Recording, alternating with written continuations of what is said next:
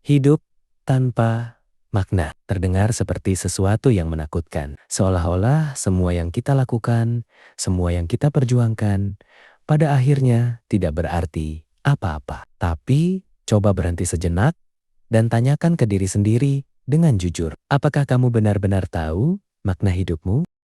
Atau selama ini kamu hanya menjalani hidup berdasarkan apa yang orang lain anggap bermakna? Kita tumbuh dengan keyakinan bahwa hidup harus punya tujuan, harus sukses, harus bahagia, harus mencapai sesuatu. Tapi bagaimana jika semua itu sebenarnya bukan makna, melainkan hanya standar yang kita warisi tanpa pernah kita pertanyakan?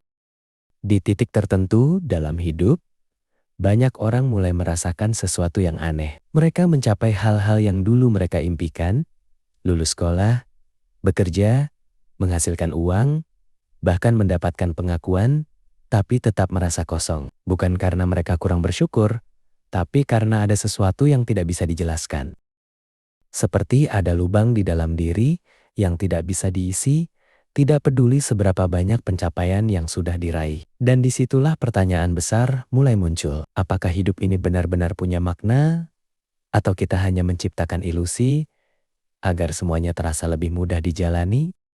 Pemikiran inilah yang dikenal sebagai nihilisme. Sebuah pandangan yang mengatakan bahwa hidup tidak memiliki makna yang objektif. Tidak ada tujuan besar yang menunggu kita di akhir perjalanan. Tidak ada jawaban pasti tentang kenapa kita ada di sini.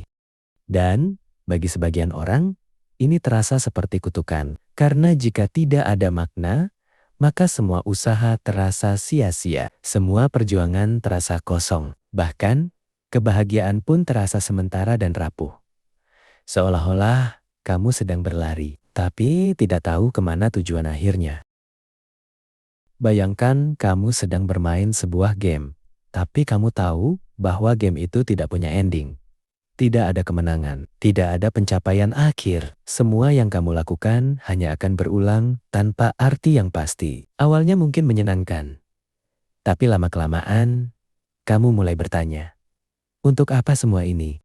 Itulah yang dirasakan oleh banyak orang ketika mereka mulai menyadari kemungkinan bahwa hidup tidak memiliki makna yang pasti. Dan dari sini, nihilisme sering dianggap sebagai sesuatu yang menghancurkan. Sesuatu yang merampas harapan dan tujuan hidup. Namun, apakah benar nihilisme hanya tentang kehancuran? Atau justru kita yang melihatnya dari sudut pandang yang salah? Karena jika kita berpikir lebih dalam, gagasan bahwa hidup tidak memiliki makna yang ditentukan juga berarti satu hal yang sangat penting. Kita tidak terikat pada makna apapun. Tidak ada aturan yang memaksa kita untuk hidup dengan cara tertentu. Tidak ada standar mutlak yang harus kita capai. Dan disinilah nihilisme mulai berubah dari kutukan menjadi kebebasan. Bayangkan hidup tanpa tekanan untuk menjadi sesuatu yang sudah ditentukan, tanpa harus mengikuti jalur yang sudah digariskan oleh masyarakat, tanpa harus membuktikan diri kepada siapapun. Jika memang tidak ada makna yang diberikan dari luar, maka kita memiliki kebebasan penuh untuk menciptakan makna kita sendiri. Kita bisa memilih apa yang penting bagi kita. Kita bisa menentukan sendiri apa yang membuat hidup kita layak dijalani. Dan mungkin untuk pertama kalinya, kita benar-benar hidup, bukan sekadar mengikuti arus. Tapi kebebasan ini juga datang dengan harga, karena ketika tidak ada makna yang diberikan, kita tidak bisa lagi menyalahkan siapapun. Kita tidak bisa lagi bersembunyi di balik takdir. Semua pilihan ada di tangan kita, dan itu bisa terasa sangat berat, karena menciptakan makna sendiri bukanlah hal yang mudah. Dibutuhkan keberanian untuk menerima bahwa tidak ada jaminan bahwa apa yang kita pilih itu benar. Dibutuhkan kejujuran untuk mengakui bahwa kita sendirilah yang bertanggung jawab atas hidup kita. Disinilah banyak orang terjebak. Mereka melihat nihilisme sebagai kehampaan, tapi tidak pernah melangkah lebih jauh untuk melihat potensi kebebasan di dalamnya. Mereka berhenti di titik di mana semuanya terasa tidak berarti, tanpa mencoba membangun sesuatu dari kekosongan itu. Padahal, justru Di dalam kekosongan itulah kita memiliki ruang untuk menciptakan sesuatu yang benar-benar milik kita sendiri. Bukan hasil tekanan, bukan hasil ekspektasi, tapi hasil pilihan yang sadar. Tetapi mungkin saja makna hidup bukan sesuatu yang besar dan spektakuler. Mungkin makna hidup tidak harus ditemukan dalam pencapaian luar biasa atau tujuan yang megah.